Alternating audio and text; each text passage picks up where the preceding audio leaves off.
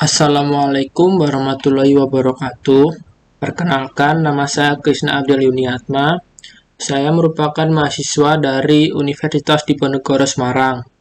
Saya dari jurusan D4 Teknik Listrik Industri, Fakultas Sekolah Vokasi dengan nomor induk mahasiswa 4004040650006. Pada kali ini saya akan membahas tentang transistor BJT atau bipolar junction transistor. Pada kali ini, kita akan membahas beberapa penjelasan mengenai transistor, di mana yang pertama, pengertian, fungsi, jenis dan simbol, prinsip kerja, dan aplikasi transistor.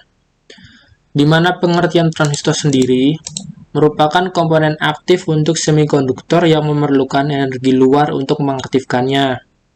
Itu adalah pengertian dari transistor itu sendiri.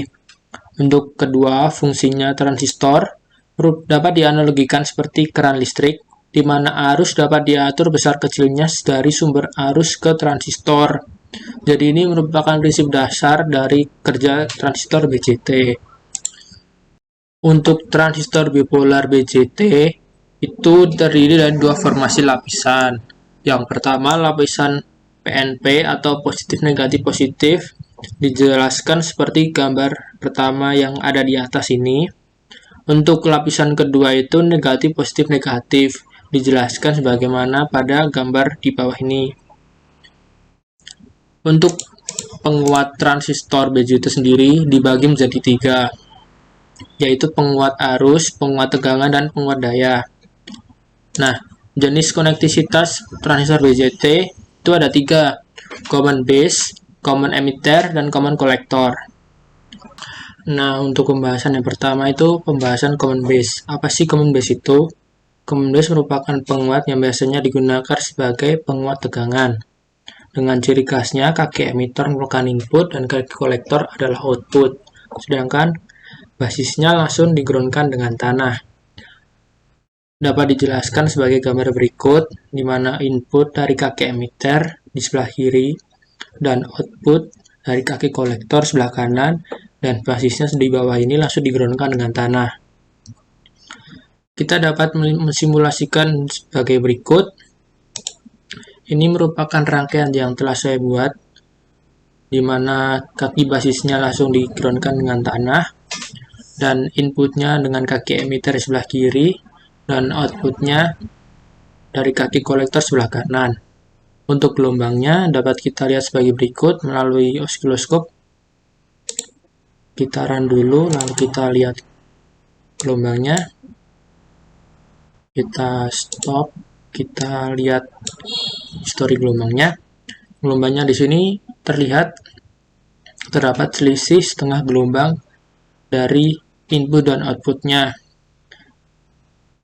Hal ini merupakan sifat dari penguat common base, yang dimana bersifat isolasi input dan outputnya tinggi sehingga feedbacknya lebih kecil. Common base juga cocok digunakan pre-IMP karena mempunyai impedansi input tinggi yang dapat menguatkan sinyal kecil. Lalu dapat digunakan sebagai penguat dalam daerah frekuensi yang tinggi. Dapat juga dipakai sebagai buffer atau penyangga. Itu adalah sifat dari kesimpulan yang dapat kita ambil dari rangkaian common base sendiri. Selanjutnya, untuk pembahasan yang kedua itu penguat common emitter. Penguat ini biasanya digunakan sebagai penguat tegangan dan daya. Ciri khasnya, common emitter digroundkan di tanah, input adalah basis dan output adalah kolektor. Untuk kejelasannya dapat dilihat seperti gambar berikut, di mana dijelaskan kaki emitter digroundkan dengan tanah. Di sini kaki emitternya langsung digroundkan dengan tanah, yang seperti pada kursor saya ini atau gambar di bawah ini. Lalu untuk inputnya langsung pada basis. Nah, ini untuk inputnya sebelah kiri, lalu masuk ke basis. Untuk outputnya merupakan dari kaki kolektor yang di atas ini. Kita bisa lihat simulasinya sebagai berikut. Nah, untuk simulasi rangkaian common emitternya seperti ini yang telah saya buat, di mana inputnya langsung pada basis, dan kaki emitter langsung di-groundkan dengan tanah. Untuk kaki kolektor merupakan output bagian di atas.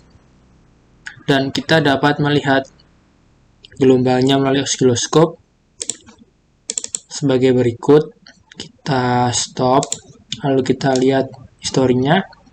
Di sini terlihat bahwa sinyal output dan input berbalik 180 derajat, jadi dapat disimpulkan sinyal output berbeda fase 180 derajat dengan sinyal input. Kesimpulan yang kedua, kemungkinan terjadinya osilasi. Lalu, common emitter ini biasanya banyak juga dipakai untuk membuat sinyal radio. Untuk yang terakhir, dari kesimpulan berikut, stabilitas penguat rendah karena tergantung stabilitas suhu dan bias transistor dari rangkaian common emitter ini sendiri.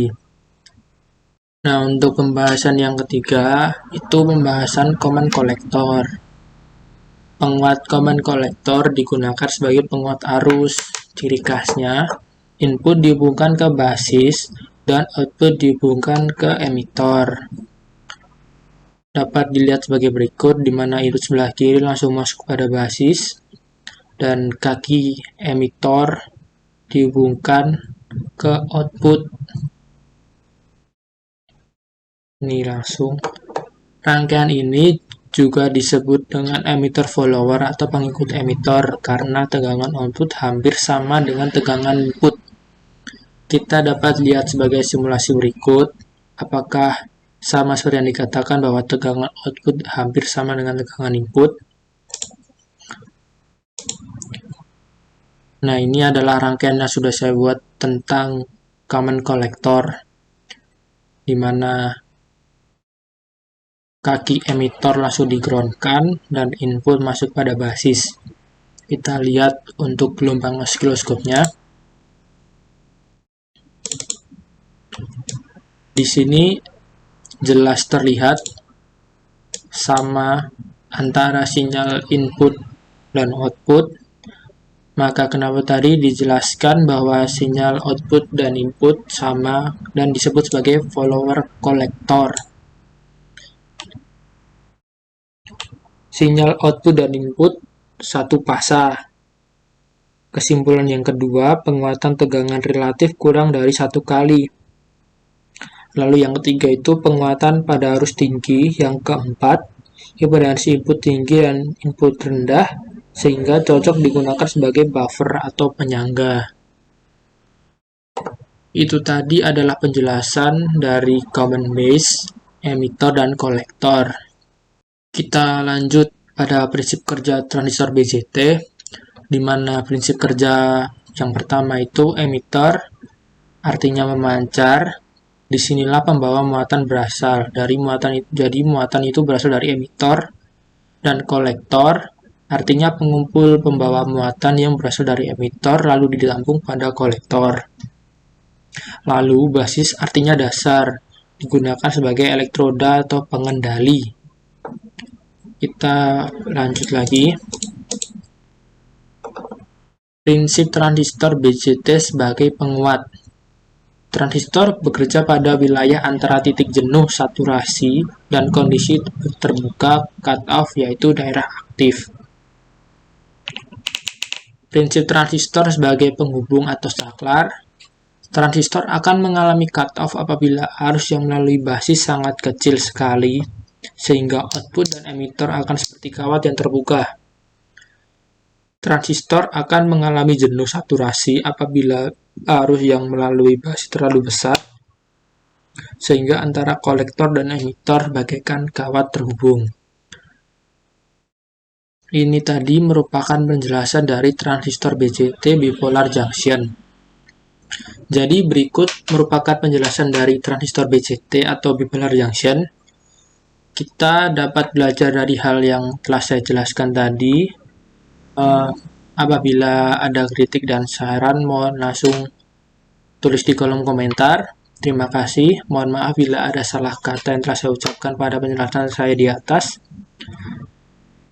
Assalamualaikum warahmatullahi wabarakatuh. Terima kasih.